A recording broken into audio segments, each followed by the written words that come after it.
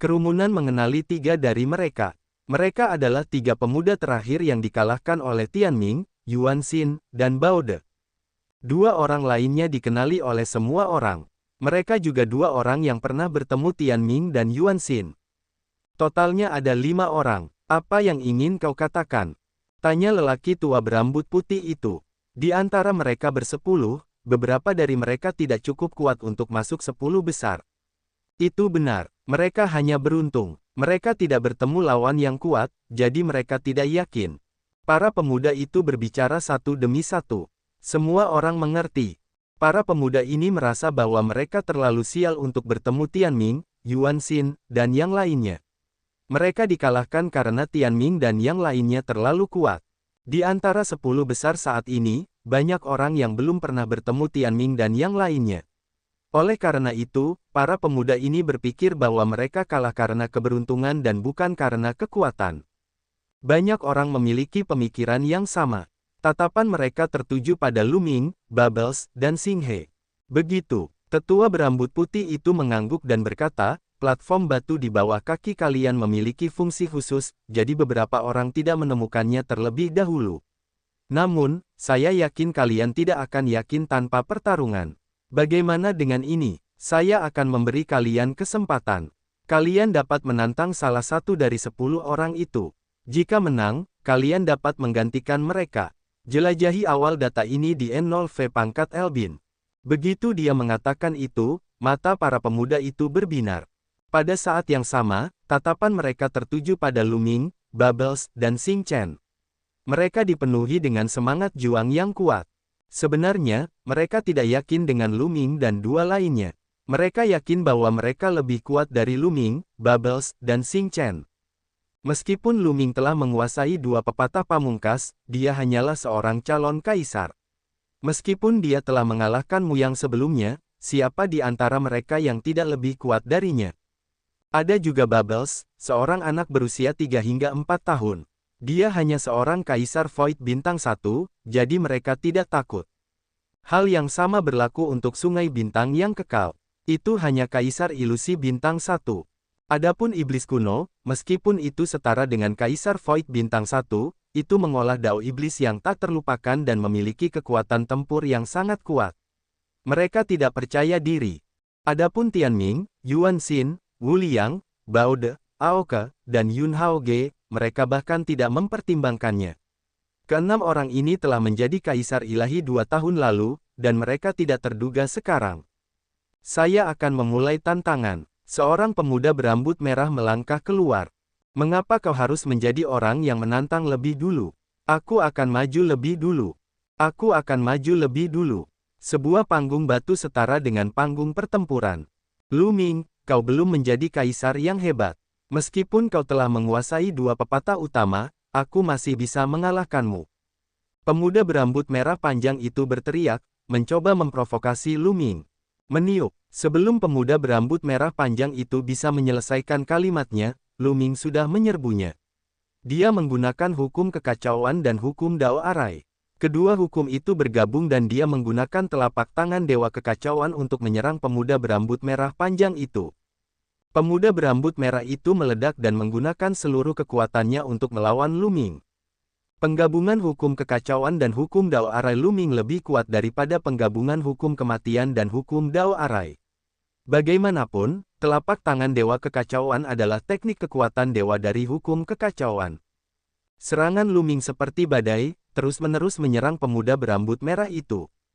Dalam sekejap, dia telah melancarkan ratusan telapak tangan. Bang! Bang! Setelah lebih dari 100 kali benturan, lengan pemuda berambut merah itu mati rasa dan hampir patah.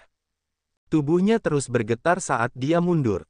Sejak awal pertarungan, dia telah ditekan oleh Lu Ming dan benar-benar dalam posisi yang tidak menguntungkan. Sulit baginya untuk melawan dan pada akhirnya, dia mundur dari panggung batu. Kamu masih berani menantangku. Kamu tidak sehebat itu. Lu Ming mengerutkan bibirnya dan terbang kembali bersama dengan panggung batu. Lu Ming tidak menggunakan penggabungan hukum kekacauan dan hukum kematian. Mungkinkah dia benar-benar tidak menggabungkan kedua hukum itu? Petik 2. Tentu saja tidak semudah itu untuk menggabungkan dua pepatah pamungkas. Namun, meskipun begitu, kekuatannya masih sangat kuat, sedikit lebih kuat dari Xing He. Beberapa orang berdiskusi. Ekspresi para penantang yang tersisa berubah menjadi lebih buruk. Bahkan yang paling lemah di antara mereka memiliki kekuatan seperti itu. Mungkinkah mereka tidak akan berhasil dalam tantangan mereka? Kemudian, seorang pemuda menantang Bubbles. Bubbles masih belum menunjukkan wujud aslinya. Dengan menggunakan hukum ruang waktu yang misterius dan tidak dapat diprediksi, dia bermain dengan lawannya selama 100 hingga 200 gerakan. Pada akhirnya, dia juga secara tidak dapat dijelaskan mengirim lawannya keluar dari platform batu dan menang. Dua penantang lainnya saling memandang, menghela nafas, menggelengkan kepala, dan menyerah. Bahkan Lu Ming, Bubbles, dan Xing He sangat kuat. Jika mereka menantang orang-orang yang tersisa, mereka tidak akan memiliki kepercayaan diri untuk melakukannya. Mereka hanya akan disiksa. Lebih baik tidak menantang mereka. Pada titik ini, 10 besar secara resmi lahir. Setelah serangkaian tantangan, tidak seorang pun meragukan kekuatan tempur Lu Ming dan yang lainnya lagi. Mereka layak menyandang nama mereka. Mereka adalah 10 orang terkuat di antara generasi muda di Yuanlu. Ke-10 orang itu saling mengukur dan bertabrakan, menciptakan kobaran api yang cemerlang. Yuan Xin, khususnya, melirik Lu Ming dengan tatapan dingin dan tajam. Galaksi, khususnya, paling banyak menatap Lu Ming. Lu Ming, kali ini, aku akan mengalahkanmu. Xing Chen berbicara, matanya tajam dan mengancam. Aku akan menunggumu bergerak. Jawaban Lu Ming sangat sederhana. Sejujurnya, dia tidak lagi peduli dengan galaksi. Lawan Lu Ming saat ini adalah Tianming dan Yuan Xin. Yun Haoge, di sisi lain, menatap gelembung itu dengan sedikit keserakahan di matanya. Si kecil, kamu pasti semacam binatang suci. Aku tidak percaya kamu bisa menguasai hukum waktu dan ruang. Bagaimana dengan ini? Jadilah binatang peliharaanku dan bertarunglah denganku. Kata Yun Haoge. Dia memang terbakar dengan gairah. Jika dia memiliki hewan peliharaan yang bisa menguasai hukum waktu dan ruang bersamanya, itu akan sangat membantunya. Kamu harus menjadi manusia peliharaanku. Gelembung mengerucutkan bibirnya dengan jijik. Aku akan membuatmu yakin. Jelajahi awal data ini di N0V pangkat Elbin. Yun Haoge berkata dengan dingin. Saudara Lu Ming, apakah orang itu idiot? Dia benar-benar ingin aku menjadi binatang peliharaannya. Dalam sekejap, Pau-Pau muncul di tubuh Lu Ming. Tubuhnya yang kecil seperti gurita saat dia menempel pada Lu Ming. Dia memang bodoh. Lu Ming tersenyum dan menyentuh kepala kecil Bubbles. Semua orang tercengang. Ternyata Lu Ming dan Bubbles memiliki hubungan yang sangat baik. Mungkinkah Bubbles adalah hewan peliharaan Lu Ming? Apakah itu dibesarkan oleh Lu Ming? Itu mengerikan. Mereka berdua telah memasuki 10 besar. Wajah Yun Haoge menjadi gelap saat dia melirik Lu Ming dengan dingin. Di sisi lain, Bao De, Aoke, dan iblis kuno juga saling memandang, kekuatan pertempuran mereka meledak. Mereka bertiga semuanya mengolah sistem yang tak terlupakan dan jenius. Tentu saja, mereka ingin melihat siapa yang lebih kuat.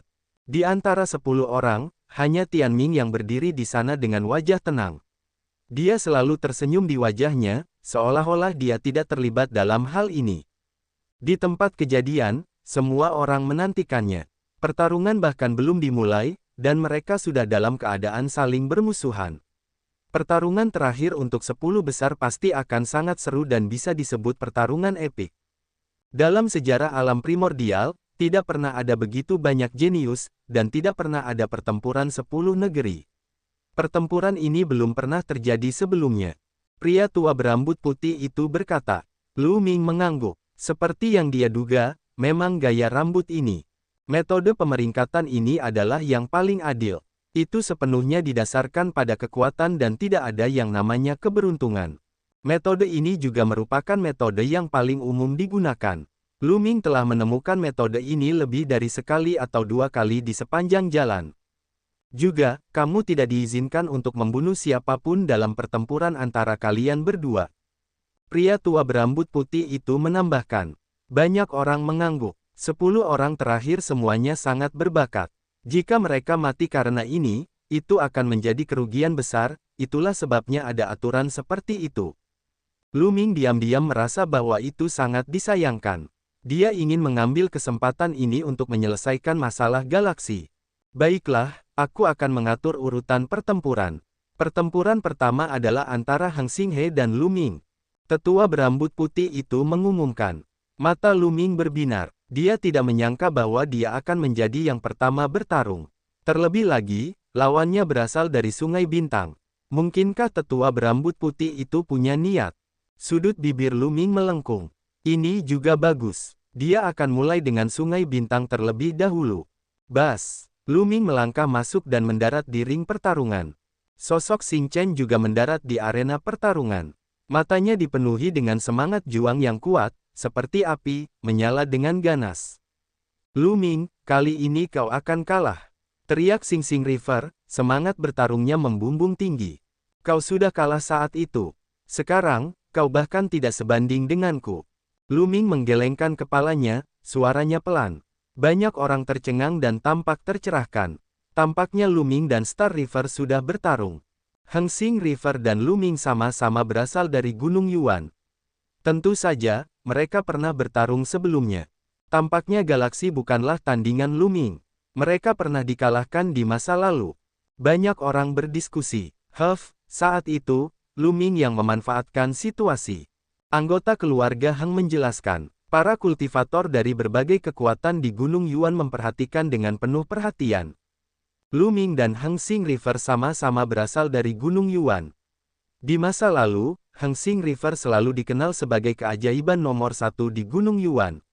Sejak kebangkitan Lu Ming, fenomena ini berubah. Siapapun yang memenangkan pertempuran ini akan menjadi jenius nomor satu di Gunung Yuan.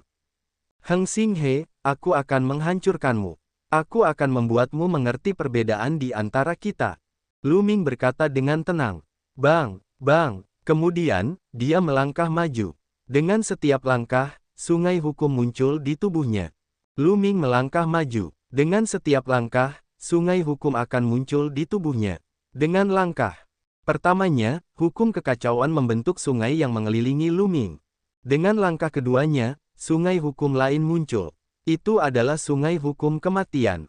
Kekacauan dan kematian, dua sungai hukum yang paling kuat, mengelilingi Lu Ming, menarik perhatian semua orang. Ini karena ini adalah pemandangan yang belum pernah muncul di alam purba sejak zaman kuno. Itu bisa disebut keajaiban. Banyak orang bahkan mengeluarkan gambar batu pemusnah mereka untuk merekam semuanya. Kemudian, pemandangan yang mengejutkan muncul. Dua sungai hukum itu benar-benar menyatu dan berubah menjadi sungai hukum dua warna. Itu menyatu. Dua pepatah utama telah menyatu. Seseorang berteriak kegirangan. Ya Tuhan, ini menantang surga. Dua pepatah utama benar-benar menyatu. Sungguh keajaiban. Banyak orang berteriak. Bahkan para kaisar agung pun tidak bisa tetap tenang lagi. Mata mereka terbuka lebar. Penggabungan dua pepatah pamungkas adalah sebuah legenda. Pada saat ini, Yuan Xin, Bao De, dan yang lainnya semuanya terkejut. Apa-apaan ini, kenapa orang ini selalu begitu mesum? Biksu yang tidak bermoral itu meneriakkan nama Buddha, dan wajahnya berubah pahit. Bahkan Tianming, yang selalu tenang dan tenang, senyumnya menghilang. Dia terkejut. Pikiran Sungai Bintang juga terguncang, dan itu menunjukkan ekspresi tidak percaya. Aku akan mengalahkanmu. Lu Ming melangkah maju seperti sambaran petir, menyerbu ke arah Sungai Bintang. Lonceng Dewa Abadi. Sungai Bintang Abadi melolong. Dia tidak mau menyerah. Dia masih ingin bertarung. Bahan ini berakar pada N0 Velbin. Sebuah lonceng ilahi dengan pola kuno di atasnya muncul di tubuhnya.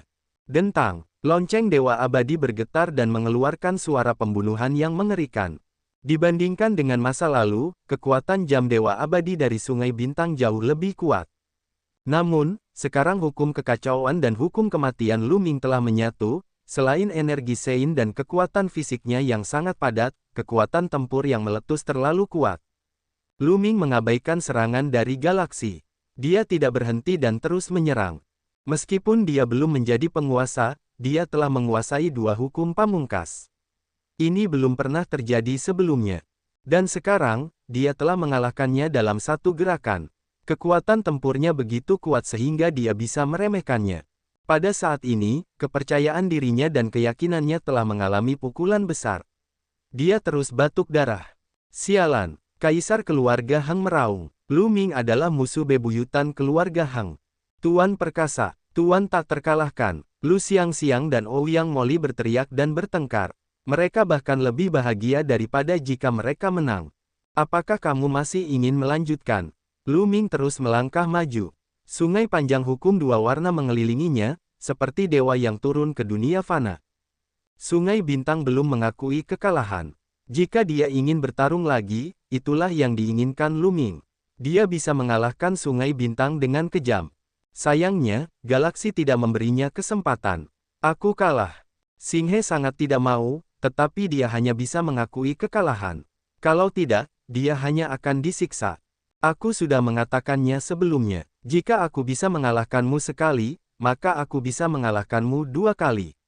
Di masa depan, kamu tidak akan pernah menjadi lawanku.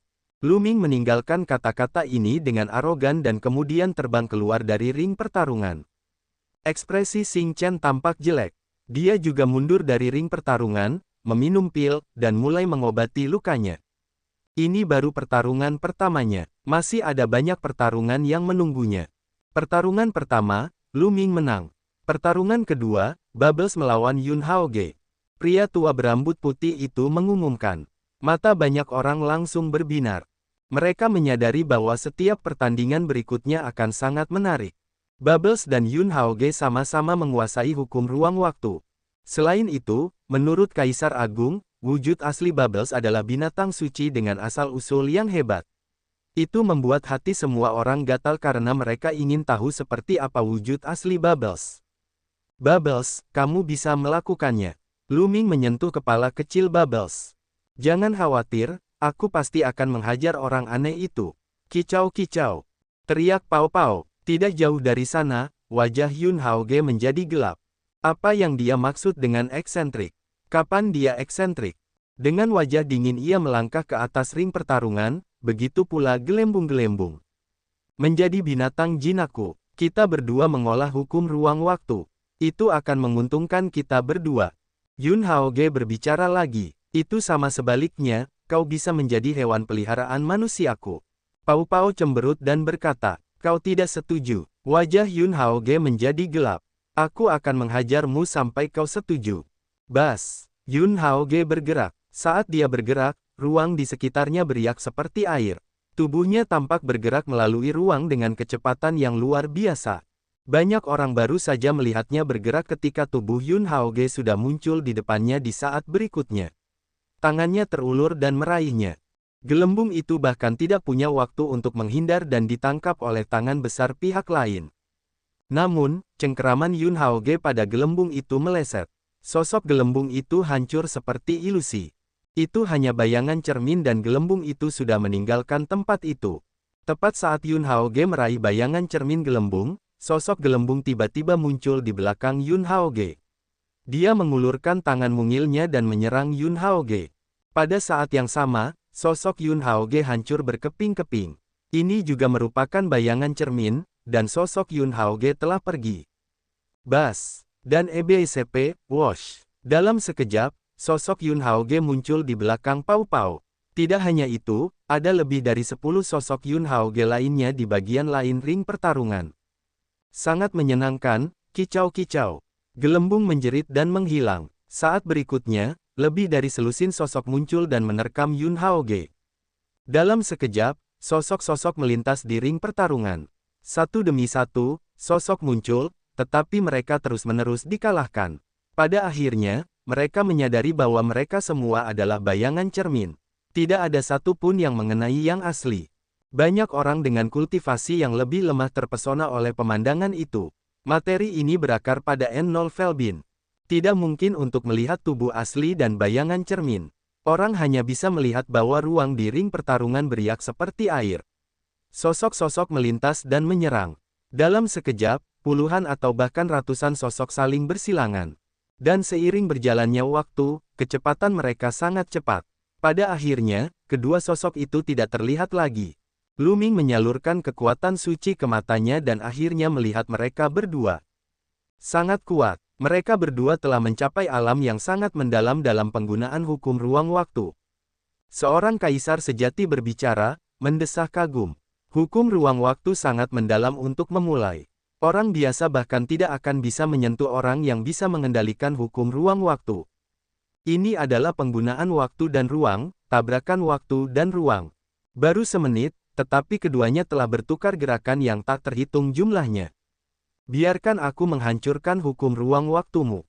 Mata Yun Haoge menyala lebih membara, dipenuhi dengan kilatan keserakahan. Dia tidak sabar untuk memiliki semuanya untuk dirinya sendiri. Di benua Yuan, ada beberapa favorit surga yang dapat membangkitkan garis keturunan dari 10 binatang perang teratas. Alam Yuan sangat luas dan ada banyak favorit surga seperti itu. Namun, favorit surga yang telah membangkitkan garis keturunan dari 10 binatang teratas hanyalah manusia. Mereka hanya membangkitkan sedikit garis keturunan mereka. Perbedaan antara mereka dan 10 binatang teratas terlalu besar.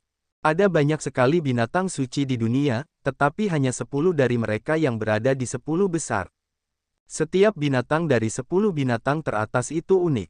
Di dunia ini, tidak mungkin 2 dari 10 binatang teratas yang sama muncul. Setiap dari mereka unik. Hanya setelah 1 dari 10 binatang perang teratas jatuh, yang baru akan lahir. Di era kuno, masing-masing dari 10 binatang pertempuran teratas adalah ahli puncak di dunia. Orang bisa membayangkan kekuatan dan bakat dari 10 binatang pertempuran teratas. Tapi sekarang, itu adalah tikus roh ruang waktu muda, yang sangat langka. Tikus roh ruang waktu adalah milikku, milikku. Yun Haoge meraung dalam hatinya. Tikus roh ruang waktu lahir dengan kemampuan untuk mengendalikan waktu dan ruang. Jika dia bisa mendapatkannya, itu akan sangat membantunya. Menyerah. Yun Haoge terus menyerang ke arah Pao Pao. Hewan peliharaan manusia, kaulah yang menyerah. Seru Pao Ba. Tubuhnya bersinar dan sinar cahaya putih menyebar, menyebabkan kekosongan beriak seperti air sekali lagi. Bas. Sosok Bubble menghilang saat dia melakukan perjalanan melalui ruang waktu tanpa meninggalkan jejak. Pada saat yang sama, ruang di sekitarnya mulai menyusut, menekan Yun Haoge. Hancur, teriak Yun Haoge saat basis kultivasi ilahi ilusi bintang 2-nya meledak. Bersamaan dengan hukum ruang waktunya, dia hendak menghancurkan ruang ke segala arah. Namun, saat berikutnya, ekspresinya berubah. Dia merasa bahwa hukum ruang waktunya sedang ditekan. Yang lebih mengejutkan adalah bahwa hukum ruang waktunya sedang dikendalikan. Hukum ruang waktu yang meledak darinya malah menekan dirinya sendiri. Bang! Tubuh Yun Haoge bergetar hebat saat kekuatan ruang waktu yang tak berujung menekannya, menembus kekuatan dunianya. Tubuhnya terbang keluar dan dia memuntahkan seteguk darah. Ini, apa yang terjadi? Banyak orang tercengang. Sebelumnya, Yun Haoge jelas berada di atas angin. Bagaimana situasinya berubah dalam sekejap mata? Yun Haoge terluka oleh gelembung dalam satu gerakan. Pembalikan ini terlalu cepat. Yun Haoge telah ditahan. Anda akan menemukan. Seorang kaisar abadi menjelaskan. Penahanan. Beberapa orang bingung, sementara yang lain berpikir keras. Tikus roh ruang waktu, salah satu dari 10 binatang perang teratas, lahir dengan kendali atas waktu dan ruang. Meskipun Yun Haoge adalah putra waktu dan ruang, ia juga lahir dengan kendali atas waktu dan ruang. Namun, masih ada celah antara dirinya dan tikus roh ruang waktu. Oleh karena itu, ia ditekan dalam hal hukum ruang waktu. Kaisar Agung menjelaskan sekali lagi. Semua orang tiba-tiba menyadari. Tikus spiritual ruang waktu hanya dapat menunjukkan kekuatan aslinya setelah mengungkapkan wujud aslinya. Ia dapat sepenuhnya memanfaatkan hukum ruang waktu dan bahkan mengendalikan hukum ruang waktu Yun Haoge. Dapat dikatakan bahwa Yun Haoge tidak lagi cocok dengan gelembung. Bas! Gelembung-gelembung bergerak melalui ruang waktu. Tubuhnya kecil, tetapi kemanapun dia pergi, ruang waktu menemaninya. Ruang melilitnya seperti air, dan kekuatan ruang waktu yang tak terbatas menyerbu ke arah Yun Haoge. Yun Haoge meraung. Dia tidak mau menyerah dan ingin membalikkan keadaan. Sayangnya, itu sia-sia. Pada saat ini, kendalinya atas hukum ruang waktu tidak lagi efektif. Sangat sulit untuk dikendalikan. Tanpa hukum ruang waktu, dia bukan tandingan gelembung. Sekali lagi, dia terlempar dan batuk darah.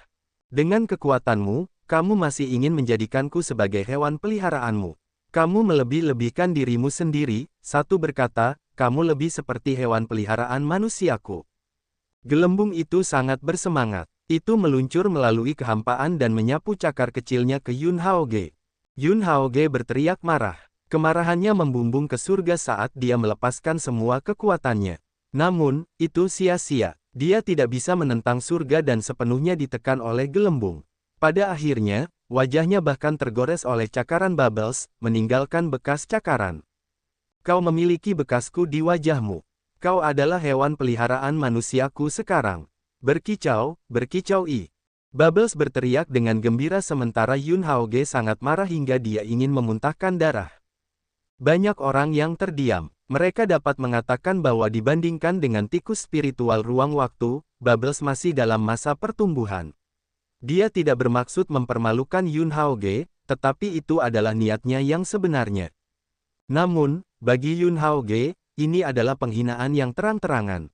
Dia meraung dalam kemarahan dan kebencian, tetapi pada akhirnya, dia masih bergegas menuruni ring pertarungan dengan malu dan mengakui kekalahan.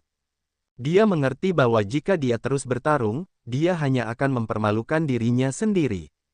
Orang itu punya hubungan baik dengan tikus roh ruang waktu. Aku akan membalas dendam padanya nanti. Hati Yun Haoge dipenuhi amarah. Dia mengalihkan pandangannya ke arah Lu Ming. Dia tidak bisa mengalahkan Bubbles dan hanya bisa membalas Lu Ming. Lu Ming menyadari tatapan Yun Haoge dan terdiam. Mengapa orang ini menatapnya dengan wajah penuh kebencian? Lu Ming mengerutkan bibirnya dan tidak memasukkannya ke dalam hati. Jika orang ini tidak peka, dia tidak akan keberatan menghajarnya saat mereka bertemu. Bubbles telah memenangkan pertandingan ini. Itu juga karena dia telah memasuki ruang itu sehingga Yuan Xin mampu menerobos dengan sangat cepat. Kekuatan penuh Yuan Xin sangat mengerikan, dan dia benar-benar menekan iblis kuno. Bukan karena iblis kuno itu tidak kuat. Dia sangat kuat. Dia tidak memiliki banyak lawan di level yang sama. Sayangnya, kultivasinya masih sedikit lemah. Dia hanya seorang Kaisar Void Bintang 1, jadi sulit baginya untuk melawan Yuan Xin.